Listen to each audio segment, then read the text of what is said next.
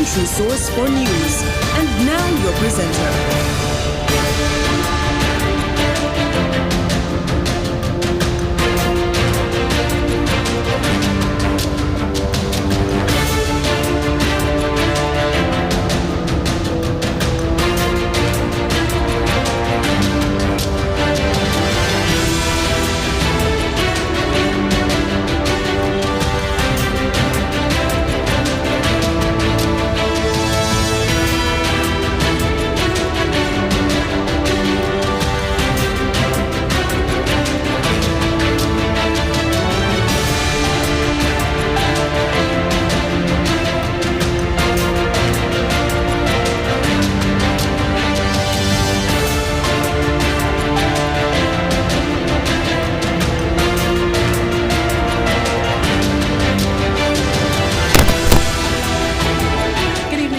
Brandon. Today is Friday, it's the 24th day of February 2017.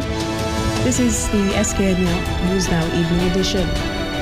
In our headlines tonight nationally, new St. Kitts Nevis Labour Party candidates may be in the cards for the Federation's next general elections.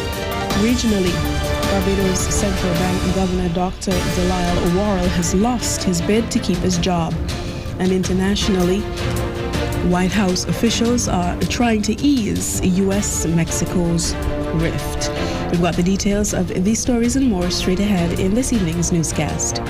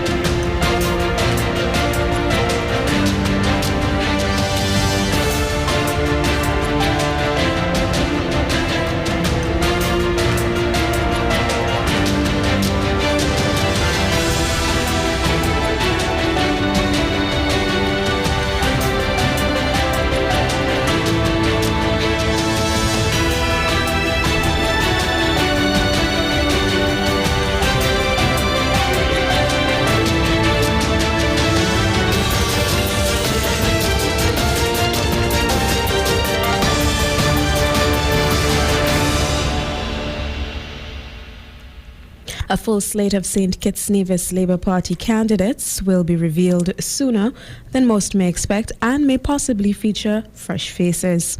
This is according to leader of the St. Kitts Nevis Labour Party, the Right Honourable Dr. Denzil Douglas. Responding to an audience question on the topic of new candidates at Wednesday's town hall meeting, Dr. Douglas reported that the Labour Party's candidate selection process is on track. The party is working with its timetable to have a full slate of candidates determined and presented to the voters at the constituency level. Of course, this is not the forum for me to say to anyone when the candidates will be selected. However, I emphasize that the party continues to go through the process of identifying the candidates along a particular timetable, and we are on track as to when that will be achieved, and if I may say, more shortly than long-termly. There's been speculation that the Labour Party will likely field new candidates in some of the seats which were not won in the general elections of 2015. While the party has not announced whether or not this is the case or which seats may feature new candidates for the next general elections. Meanwhile, the Honourable Marcella Liebert has accused the Team Unity administration of severely and deliberately undermining the country's mainstream media. This week, the St. Kitts Nevis Labour Party chairperson accused the government of promoting and enabling the spread of government propaganda by suspicious, unaccredited and anonymous online entities and personalities. The mainstream media seriously undermined by this government. And in its place, what we have is the promotion of government propaganda by anonymous, shady online outlets like Times Caribbean, and also Facebook fake personalities like Mabel Richards, Pico Williams, and Andrew libeled, all of whom are endorsed by this government. The government is hiding behind these fake Facebook personalities. This is where we are. A total erosion of our democratic principles. Ms. Labert said it is also apparent that the government intends to destroy any media house which it cannot control. Unchecked, she warned that the country will remain and is on a slippery slope. On the label, the mainstream media got all government information all at the same time. Under this government, they have totally disrespected the mainstream media. As a matter of fact, the first organization or media to get government things is Times Caribbean. A shady outlet who nobody wants to claim ownership of, but everybody know who owns. Nobody wants to claim ownership for it. And so their philosophy seems to be, whom the gods can control, they will destroy. And so they're trying to destroy anybody who they can't control, or any organization that they cannot control. The Prime Minister and the Premier of Nevis, they have both said, they've called on people not to listen to Freedom, not to listen to Win FM, trying to affect these organizations even economically. SKDS and ZIZ are used mainly for propaganda purposes. We are going down a slippery slope when democracy is threatened and eroded. In other news, Minister with Responsibility for Human Settlement, Honorable Eugene Hamilton, is encouraging private sector involvement in the housing sector. On Wednesday, Mr. Hamilton explained that many persons, though not categorized as poor due to their income level, still do not qualify for mortgages from banks and other financial institutions. St. Kitts and Nevis had become, between the 1980s to, say, the turn of the century, a more middle-income country. The public servant, the policemen, the teachers, the what have you. Their incomes, you cannot on the face of it. If you look at the incomes, the aggregate of the incomes per year, it will not fall in what you call the poor category. Categorized poor based on the assessment done in 2007-2008, the poverty assessment, they will not fall in what you call the category of the poor. Yet there are those persons who may not be in a position to move the financial institutions to get a loan, to build a property of their own, and so you can't, in the classical way, say they are poor, and would not, if we were to apply strictly as the access, will not qualify at all as poor, as being poor, or any housing solutions by NHC at all. The minister said that the government is encouraging the private sector to become more involved in housing by providing affordable options for middle-income households. This, he said, will reduce the public's dependence on government to provide them with housing.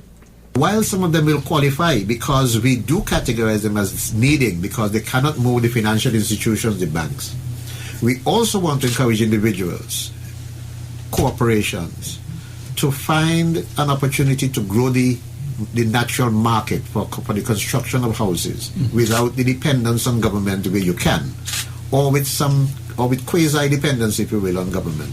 Now, TDC is one of those organizations that has done that in the past. Sure.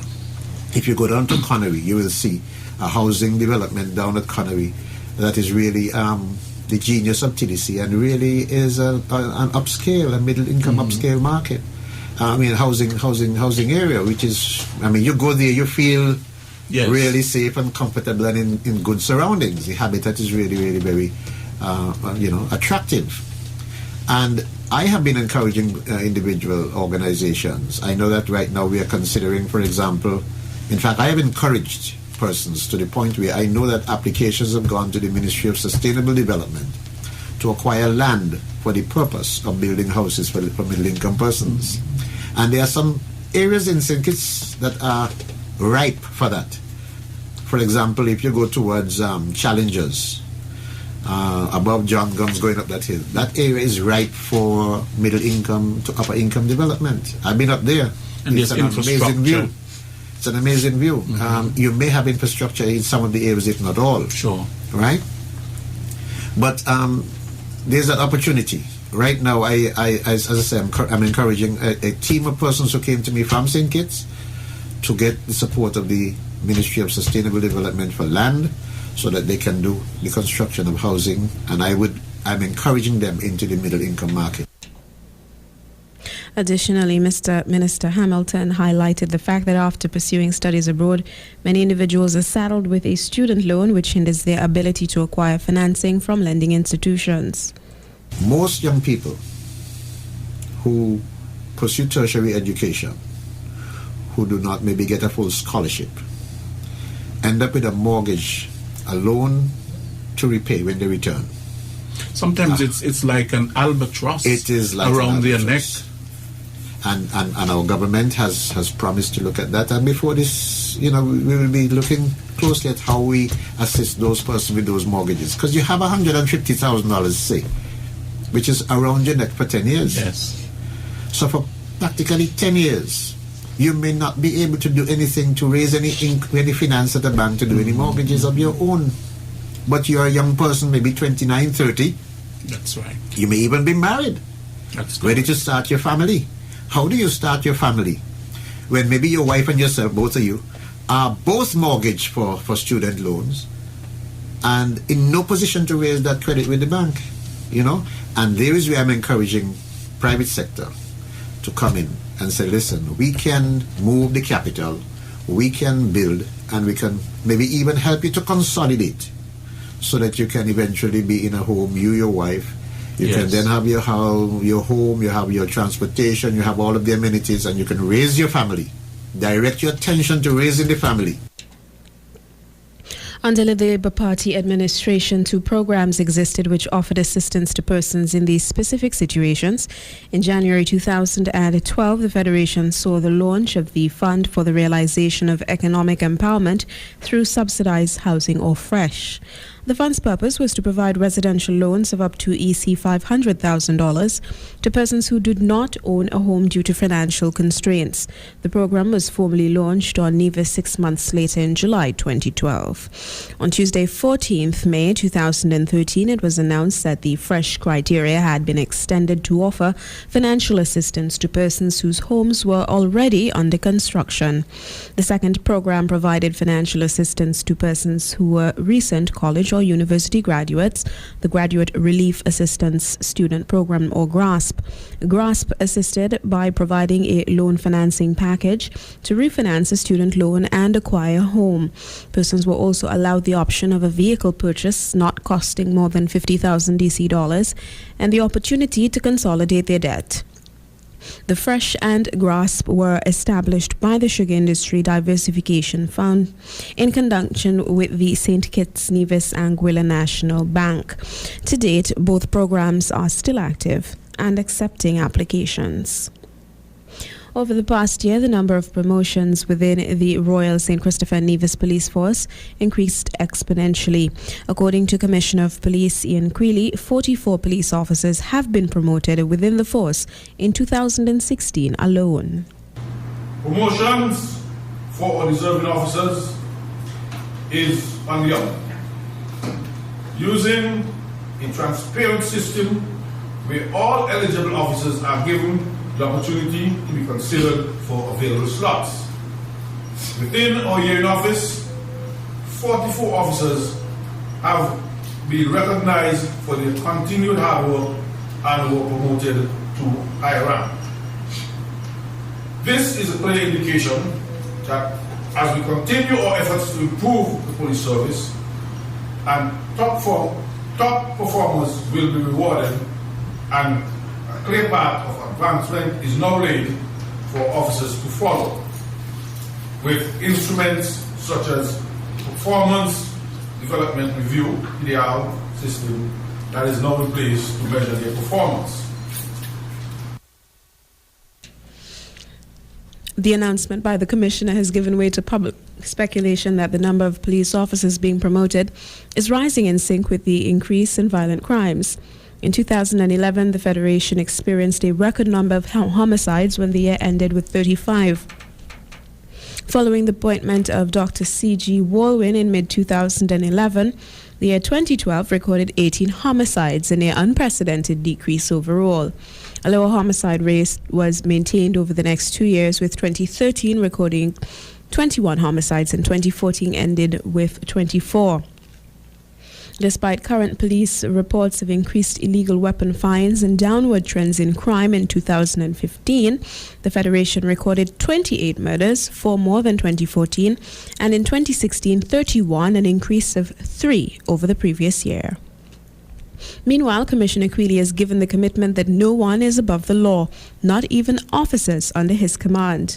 The Commissioner said that upon taking leadership, the police force, his office met several cases involving officers. He continued that to ensure thorough investigation of the charges and appropriate disciplinary action, a number of measures were put in place. During the past year, upon taking leadership of this organization, we were faced with several cases against our officers for failure to perform their duties and other violations in breach of regulation, standing orders, or various laws. To ensure earliest disposition of these disciplinary charges, each of the ACPs were assigned as trial officers in each of the divisions, and the deputy is at liberty to try any cases in any of the divisions. This has significantly reduced the backlog of disciplinary cases. Two of the more challenging cases facing the force were related to police-involved shootings. The Commissioner gave the assurance, however, that despite these setbacks, police officers who commit offences will be dealt with, as no one is above the law. Police service was challenged with 2 incidents of police-involved shootings. Both incidents were fully investigated, and the files were forwarded to the Office of the Director of Public Prosecutions for review. One has led to charges, criminal charges that is, against one of our constables, and the disposition of the other awaits completion of the review. In addition, 4 of our officers were also charged for criminal offences. To date, one of those cases have been disposed, with the officer being dismissed from the organization and receiving custodial sentence from the court.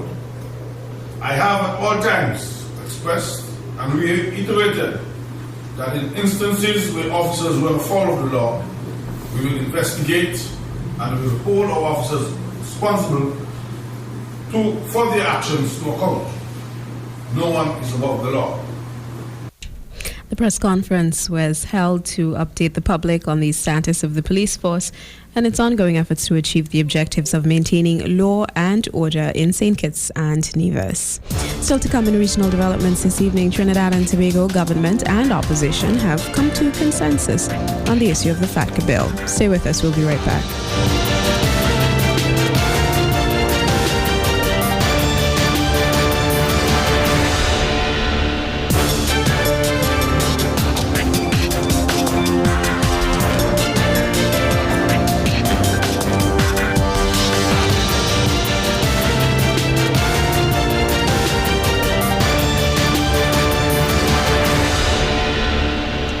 Embattled Bank of Barbados Governor Dr. Delisle Worrell has lost the fight to maintain its job.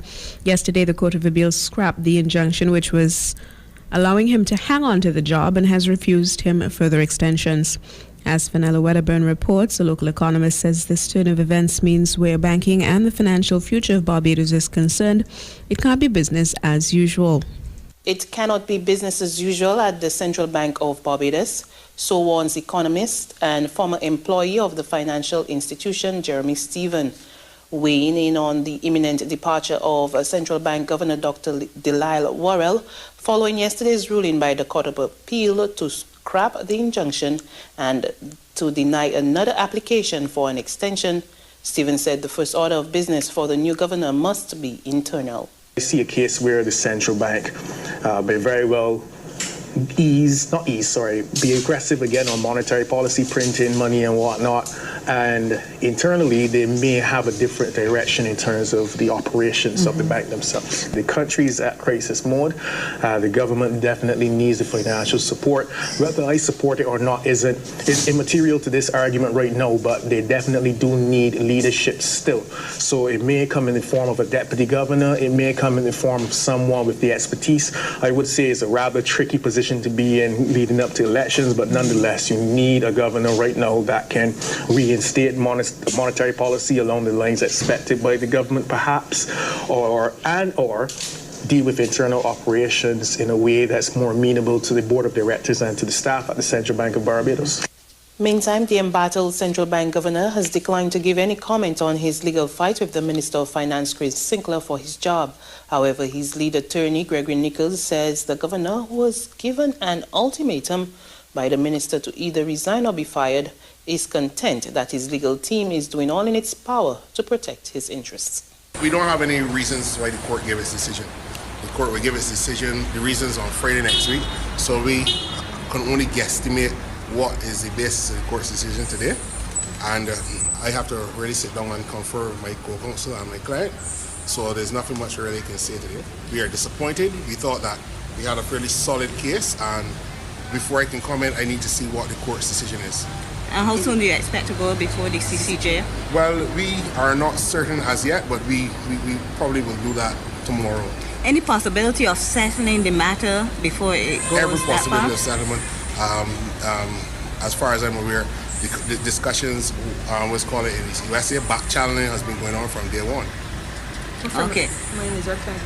What from Ryan? He's content with the proceedings today, and that we have put our best foot forward, and he's resolute that his objective is to ensure that there is a steady hand at the central bank in this most difficult time in Barbados. In Trinidad and Tobago, it appears that the opposition and government have reached consensus which allowed FATCA legislation to be passed. The opposition has placed one final amendment on the table, which government has agreed to in principle. Tensions raising outside as well as in Parliament as the deadline for FATCA looms. A last-minute proposal from UNC Attorney Gerald Ramdeen calls for an amendment to Section 17, which says if a financial institution is handing over a client's personal information, the account holder must be informed by January 31st of the next year. Let us make this amendment. We can stop this debate now. We can pass the FATCA bill, and you all could go back. The Minister of Health can go and join his conga line, and the others can go out, play mass, and continue with the jamming. The notification clause was inspired by and is almost identical to legislation crafted in the United Kingdom, which treats with the exchange of financial information between governments. Finance Minister Colm Imbert has agreed to the amendment, saying the government has now met the opposition's every request. Every document, every clarification, every communication, every submission, and every single amendment proposed by the opposition has been satisfactorily addressed, Madam Speaker. And I hope that now that we have done that, that we will get the required support of members opposite. Attorney General Faris Al-Rawi's only request is that clients be notified after the account holder's information has already been given to the United States and not before. The opposition leader also raised concerns that there could be Trinidadians who were born in the U.S., making them citizens, but never lived in the United States, could be affected by FATCA. But the Attorney General clarified that only U.S. citizens who already have a U.S. tax number will be affected. More good news for Jamaica in the area of economic performance and unemployment.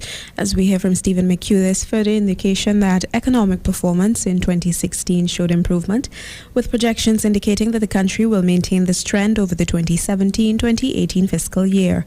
Added to this is reduced unemployment, which labor and financial sector officials say is a move in the right direction for the country. The Planning Institute of Jamaica, PIOJ, is reporting economic growth in line with the 1 to 2% range previously projected by the Bank of Jamaica for the October to December 2016 period. PIOJ Director General Dr. Wayne Henry says real gross domestic product, GDP, increased by 1.3%. The goods-producing industry saw growth of 3%, driven largely by agriculture, forestry and fisheries, construction and manufacturing. The services industry, meanwhile, recorded minimal growth of 0.8%. Major contributing factors were hotels and restaurants and electricity and water supply. PIOJ's Director General says the outlook for the economy in the near term remains positive. We estimate growth for the fiscal year 16-17 in the range of 1 to 2% GDP, particularly towards the upper end, which would be the highest level of growth annual in over 9 years. That's a fiscal year. Our strategic focus, that's our outlook for the longer term, is also positive. Mr. Henry says real GDP growth for the 2017-2018 fiscal year should be within the range of 2 to 3%. The Bank of Jamaica, meanwhile, is reporting continued employment growth for the country. Jamaica's labor force survey shows that the unemployment rate decreased to 12.9% at October 2016 compared to 13.9% the previous year. And this represents the 5th consecutive quarter of employment growth. BOJ's governor says this has resulted in annual employment growth of 3%. Coming up in international news this evening, a vocal opponent of the Philippines president has been arrested on drug charges.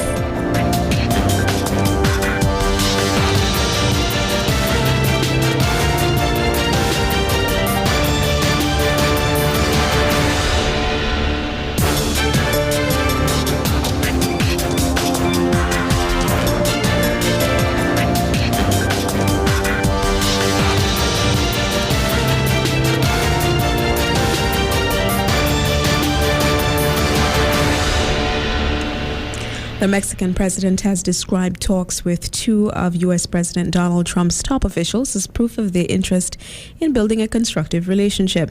The meetings were aimed at easing tensions over U.S. government immigration policies, but an apparent disagreement between Trump and his Homeland Security boss overshadowed the trip. Patty Colhane reports from Mexico City. Given how controversial U.S. President Donald Trump is in Mexico, there was just one small protest to greet his Secretary of State and the Director of Homeland Security. But the tension showed in other ways. This meeting with the Mexican president almost didn't happen. The Mexican government said it would cancel it if officials didn't like how the first meeting with Mexican ministers turned out. That meeting didn't seem to go as planned. As the media waited, they negotiated longer than expected. The scheduled statement started more than an hour late. Still, U.S. officials tried to play down the tensions. Our visit was forward-looking, focusing on common interests that would advance security and economic well-being. In our meetings, we jointly acknowledged that in a relationship filled with vibrant colors, 2 strong sovereign countries from time to time will have differences. But Mexican ministers didn't hide their unhappiness. There's a concern and irritation among Mexicans about policies that might be harmful for industry. We've already said we do not agree with recent statements that will have effect. We have expressed disagreement on deportation, including those who are from other countries. The security issues go beyond borders. Therefore, we have to reach a consensus.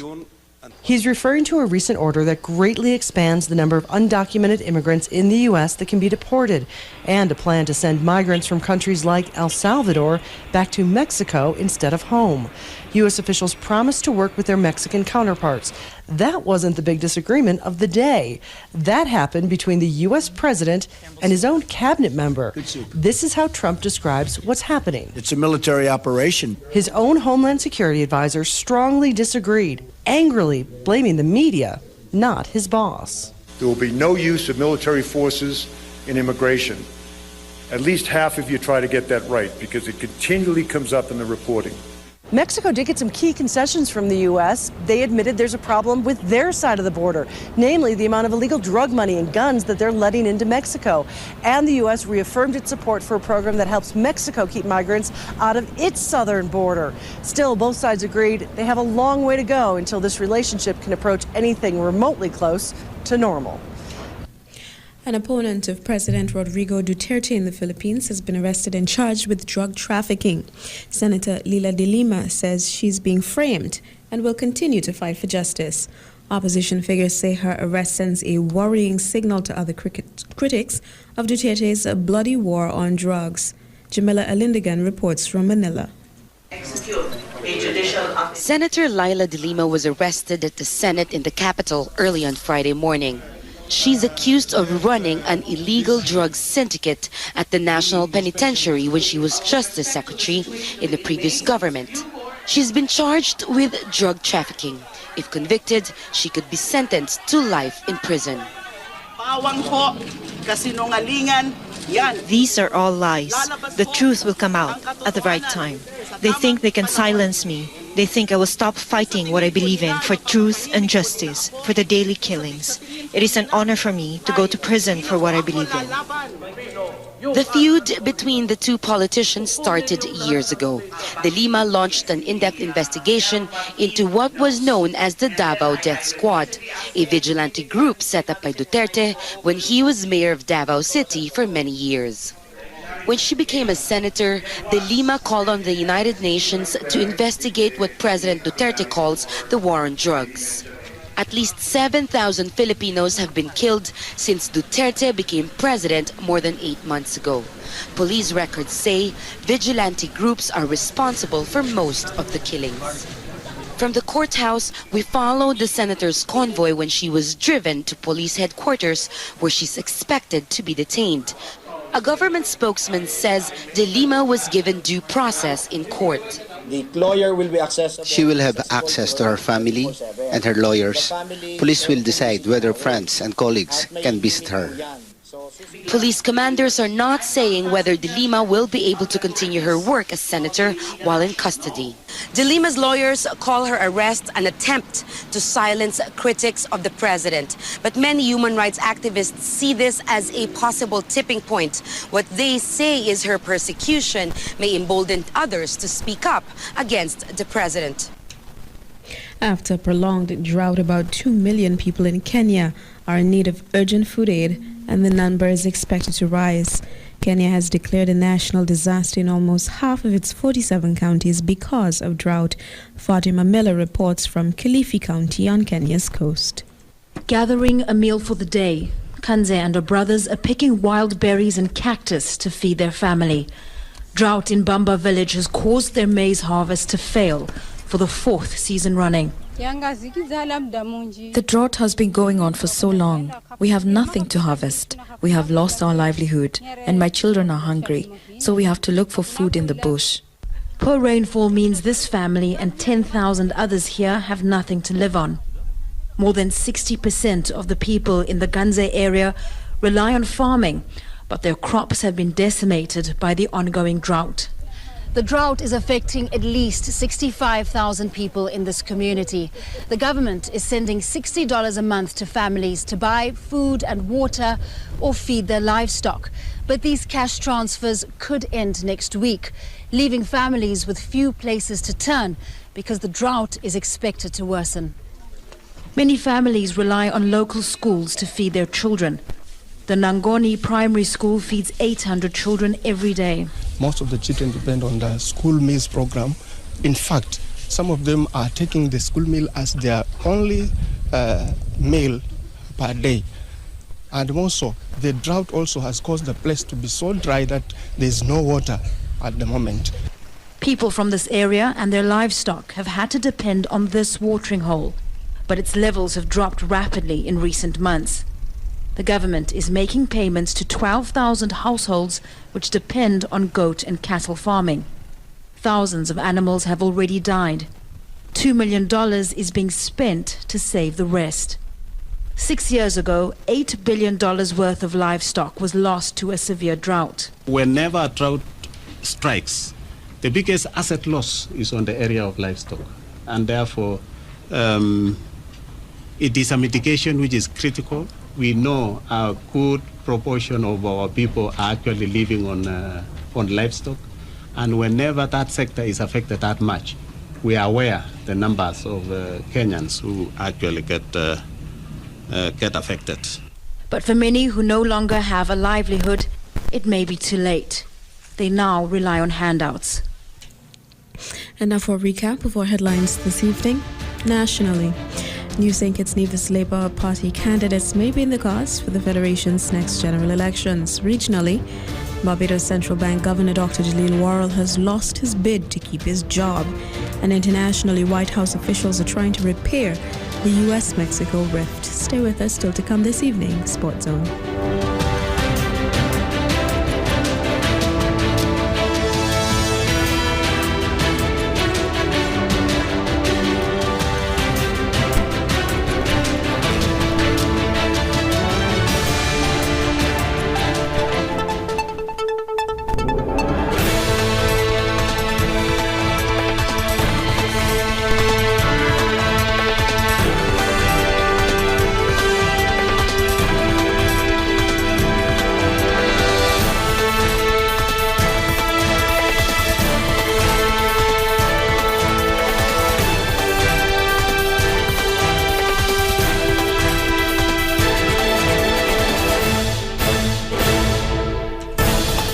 Tonight in Sports Zone, WICB President Dave Cameron is in St. Kitts for a town hall meeting tonight to discuss the future of West Indies cricket. He spoke with the West Indies Cricket Board Communications Manager Carol Beckford, who told us more about his trip here.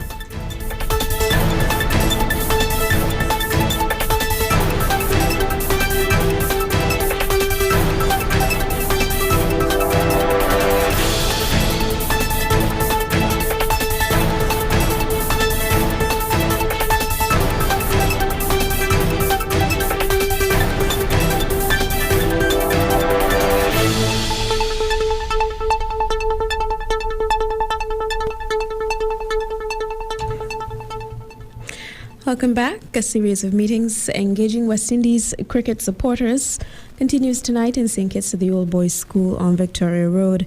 The president of the West Indies Cricket Board, Wycliffe Dave Cameron, will be joined by St. Kitts Cricket Association President Dennis Phillip and other members of the WICB Board of Directors.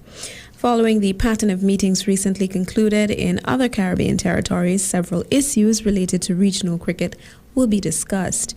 An open forum session will follow, and the panelists will respond to inquiries from the public as well as take their comments and suggestions into consideration. We spoke earlier today with WICB Communications Manager Carol Beckford. She explained the purpose of the town hall meetings around the region and how they will serve to improve West Indies cricket. The president and his campaign team, as always, embarked on a series of town hall meetings just to kind of get feedback on what's happening out there in the streets with regards to cricket, and to also update the market on what's happening with some of the rules and regulations that we have regarding what's happening in West Indies cricket. So even although we'd have heard results that the president is going uncontested, he maintained his role, to ensure that people actually know, get face-to-face and get updates as to what's happening.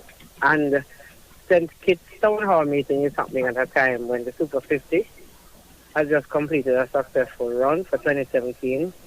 And as we get ready to host England in the region and start the international series, it's important that people get a better understanding of what's happening. She also explained to us how the meetings are going to strengthen the WICB stewardship of the game.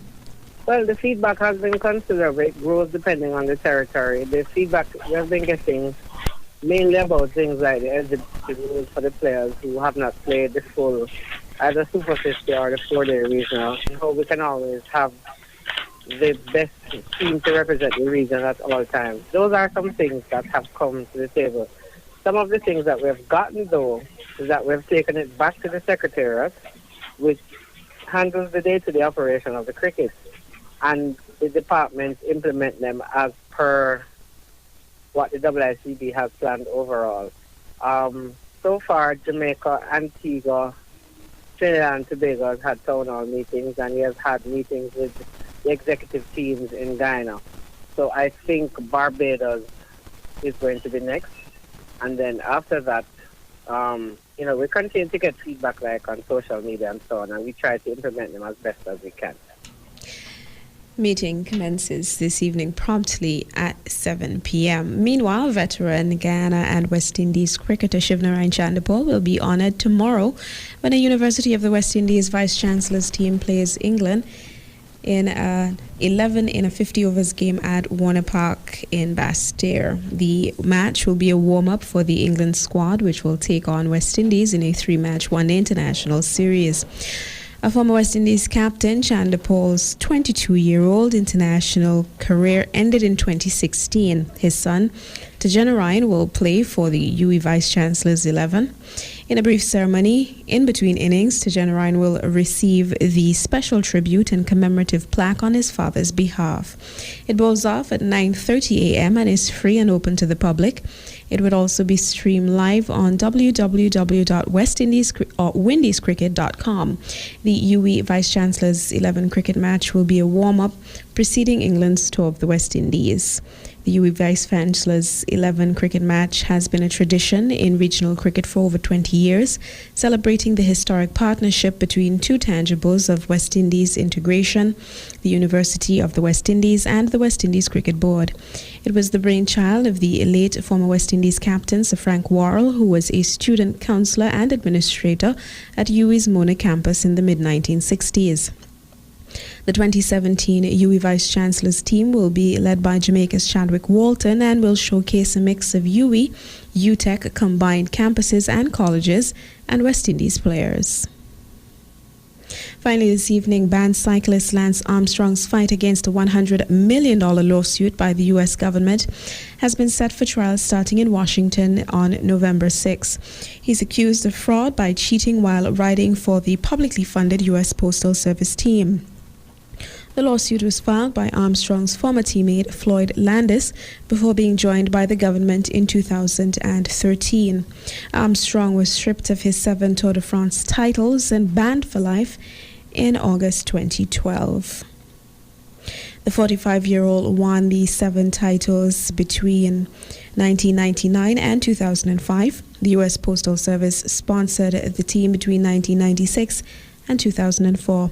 Armstrong admitted to using drugs in all 7 of his tour wins in January 2013, while Landis was stripped of his 2006 Tour de France title for failing a doping test.